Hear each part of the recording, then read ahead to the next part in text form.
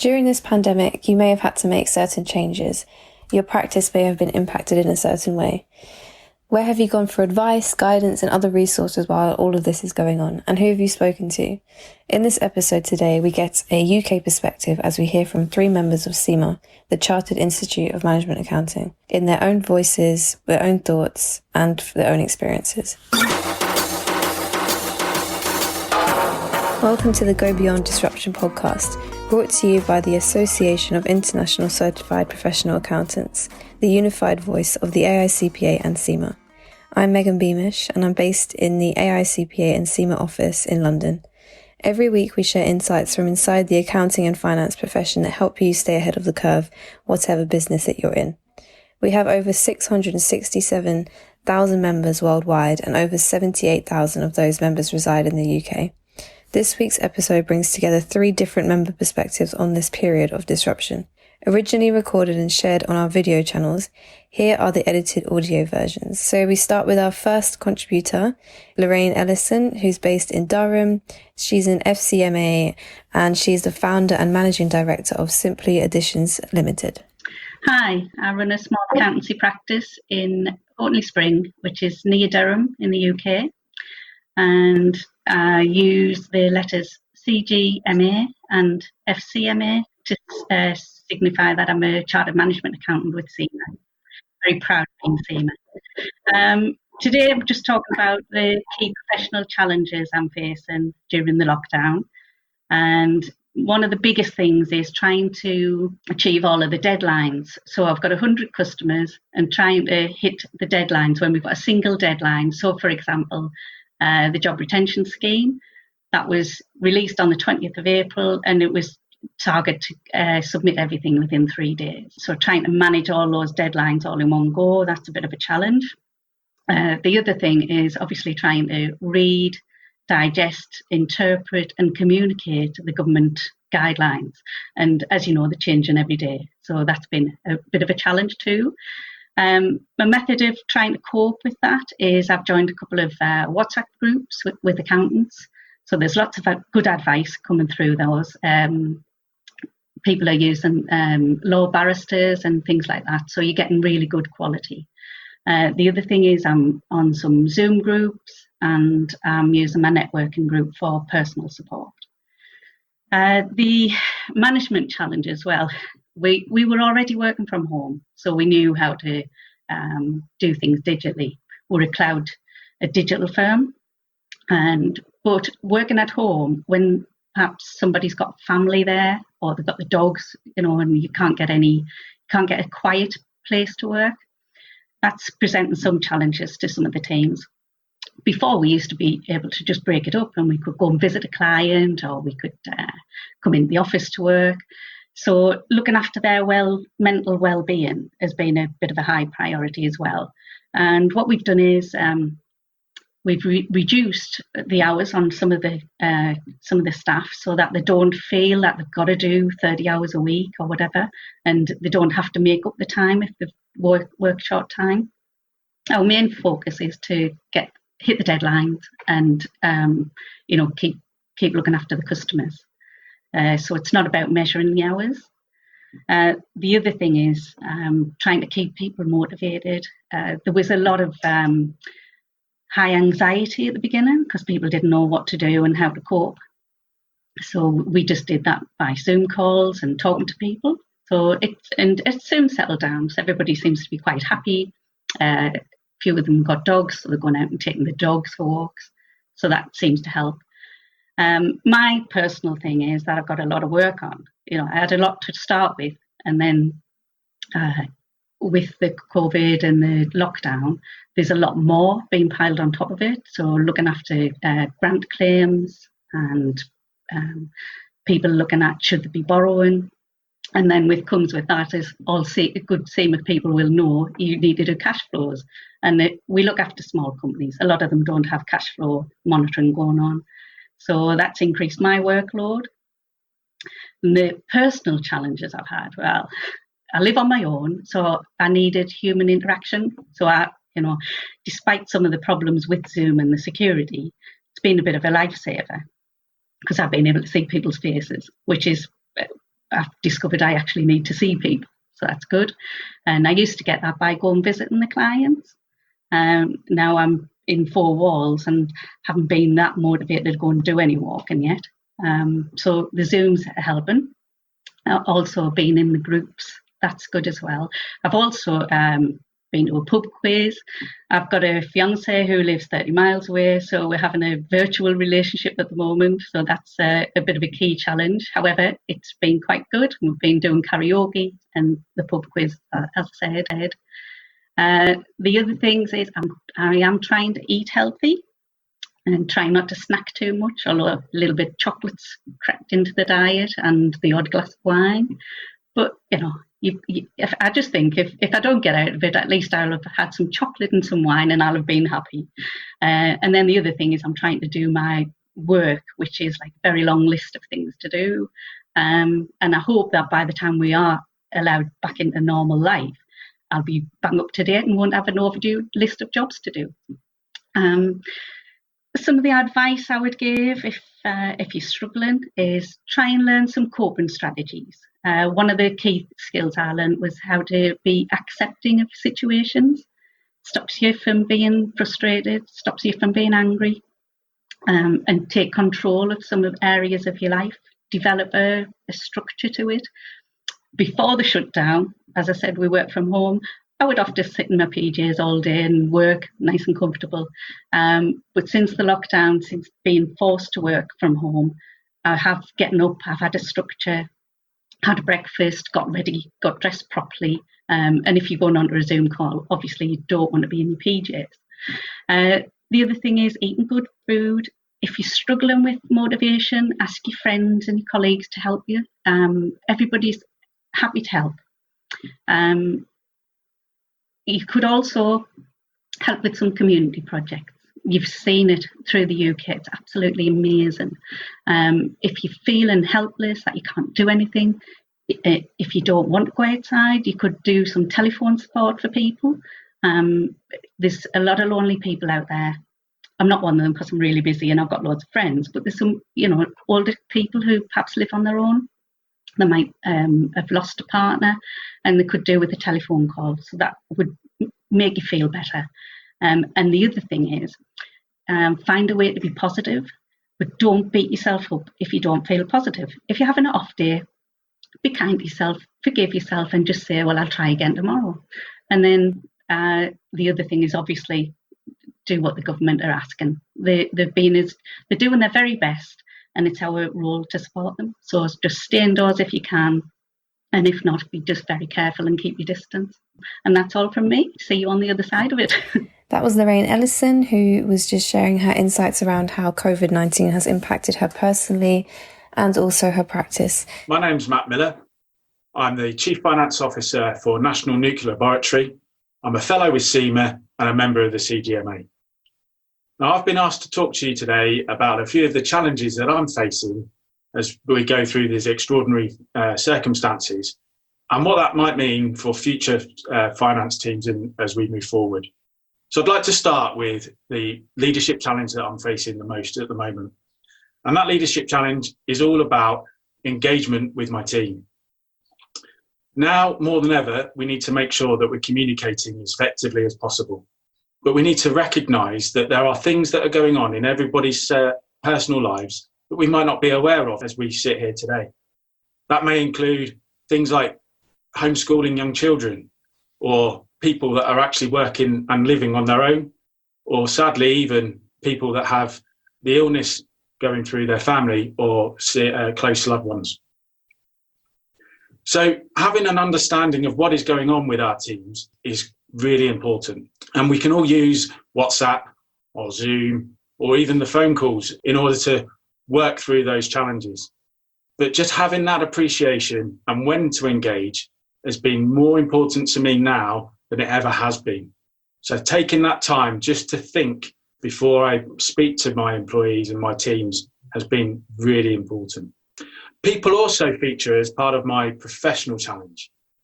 Now, as an organisation, we've made the decision not to furlough any of our staff during this time. And that means that we have to have a really close attention to our cash flow. Doing that has meant that we need to engage with our customers, with our suppliers, with our employees, with our stakeholders, and also our shareholders. And quite often we talk in all of our forums how important cash is king. But all too often I find organisations have not taken that sentiment forward in understanding what cash management means to its future success.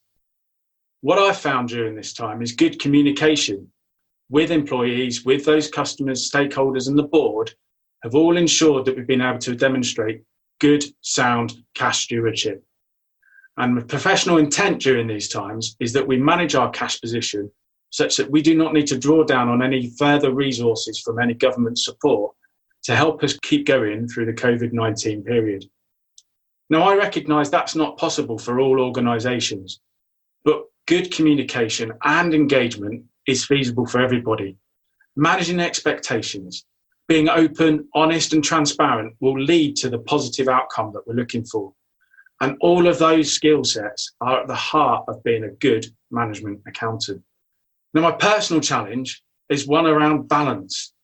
I've always been key that the success of any role that I take is having a good work-life balance. And I've tried to stay true to that during this period of time as well. So I've taken my regular exercise breaks. I've made sure that I've balanced my work with my family life. I've made sure that I sort regular breaks, get the fresh air as we need to, and make sure that I'm spending as much time with my family as I am stuck to my work and my computer. And as with everybody, I'm sure I have good days and everybody will have those bad days. And if I sense that I'm going to be having a bad day, what I try to do is find time for extra breaks, get away from the computer, get away from the phone, get some fresh air and take some time to take stock and arguably count to 10. In my case, quite often that means throwing a rugby ball around with my two lads. But it's having those times when you find a way of getting out and having taken time out. So that's led me to think about what are the skills and things that we need to think about for the future of the finance function as we move forward. And there are two areas that I think that resonate with me. Firstly, it's skills in communication and engagement, which is a subject that I've spoken about a lot during this video. We need to think about how we use alternative methods to communicate and engage with our employees. Not everybody is going to be accustomed to using technology. Certainly some will, but others won't. And therefore, how we balance that as we move forward, particularly as it's likely that the future of work is going to change. And that's the other area that we need to think and focus about as we move forward as a function. Everybody's going to have a change, I believe, in the way that we engage with each other and what that means for our daily work. Every business is going to be different in this respect. Some will be accustomed and used to technology. Others, much more use of paper and the traditional working methods that we've seen. And we need to think and stop and take time to reflect on what that might mean as we move forward, how we protect one another as we continue through social distancing, and how we engage and communicate during the virtual challenges that we will be facing. So taking all of that into perspective, I have two real takeaway messages that I'd like to leave with you. Firstly, communication. Talk to your teams, talk to your peers, talk to your network.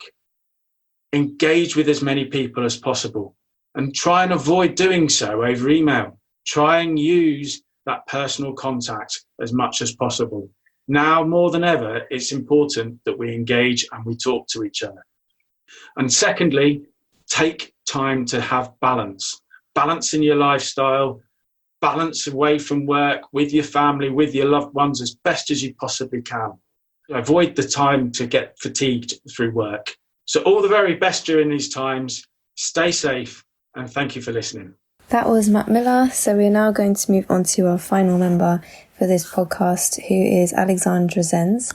She's based in Cambridge in the UK and she's an ACMA and she is the Deputy Finance Manager at Nuffield Health, Cambridge Hospital. Hi, my name is Alexandra Sands.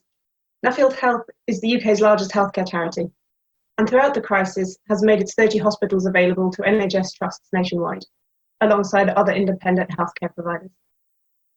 I've been with Nuffield for the past 3 years And in those 3 years, our hospital in Cambridge has seen massive growth and has been a very exciting place to work. I'm also a member of the CIMA East Midlands and East Anglia Area Committee, and I've been a student representative on the Association's UK Regional Advisory Panel for the past 3 years.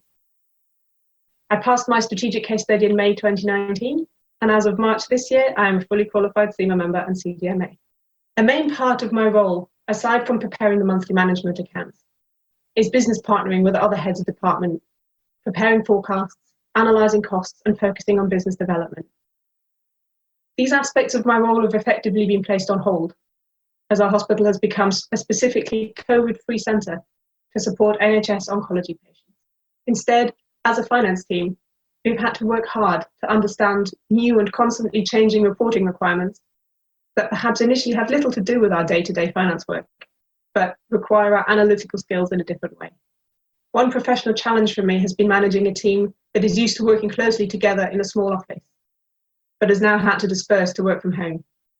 Managing tasks and performance can be difficult to do remotely, even when we are concentrating on aspects of our job that have not changed, such as managing cash flow.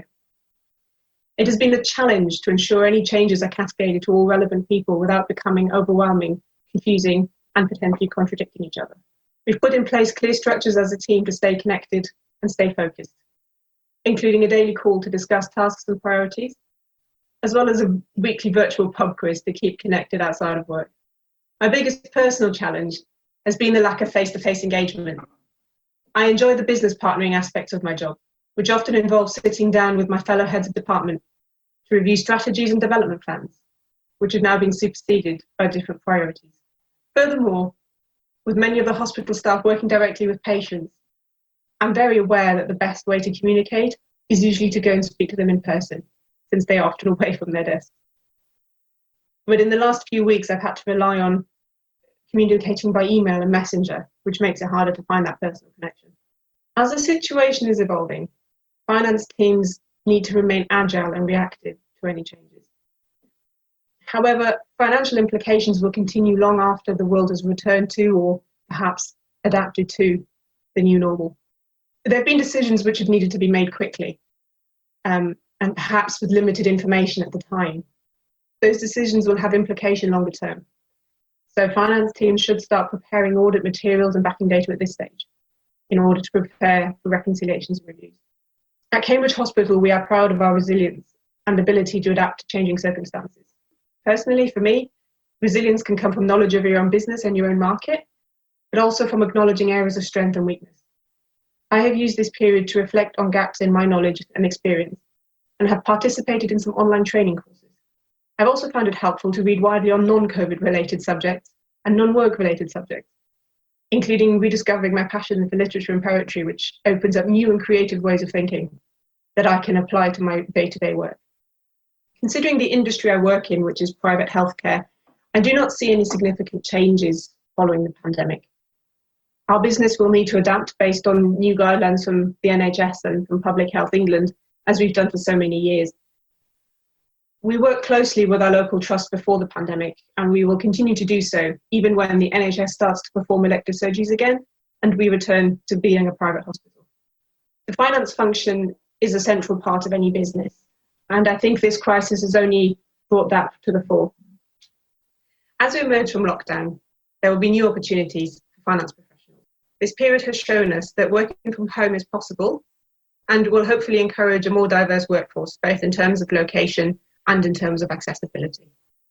Finance professionals will be key to restarting the economy by providing strategy advice, as well as stewardship over a company's assets and resources. My advice to any CIMA member and student would be to be open-minded about change and to always question whether there is a better, more efficient way of working, even if it goes against the traditional ways of working. In this ever-changing world, everything is moving faster and faster. It is likely that companies will be adopting different approaches going forward, and it will be essential to be agile.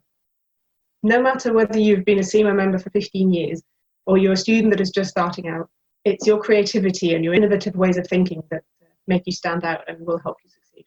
And that's it for today's episodes. If you would like to see the original video versions of those contributions, you can have a look on our YouTube channel. So if you just search for Chartered Institute of Management Accountants, you can see the videos there. And for further information, please see the AICPA and CIMA online resources for coronavirus-related guidance.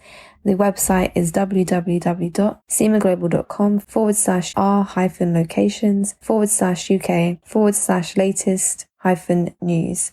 And we'll put the links in our show notes, which you can view really easily. Just click on this episode's info icon in the podcast app on your phone or tablet, or open the episode in your computer's web browser. You'll find everything right there.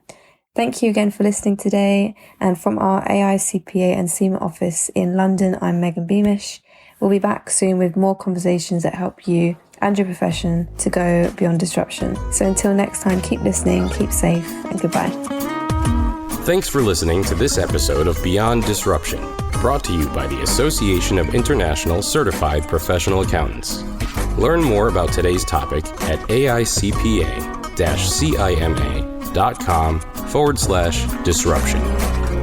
This podcast is designed to provide illustrative information with respect to the subject matter covered and does not represent an official opinion or position of the Association of International Certified Professional Accountants or any of its subsidiaries or affiliates.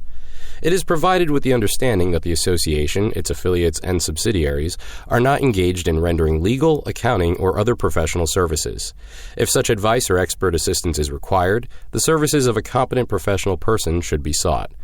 The association, its subsidiaries, and affiliates make no representations, warranties, or guarantees as to and assume no responsibility for the content or application of the material contained herein and expressly disclaim all liability for such damages arising out of the use of, reference to, or reliance on such material.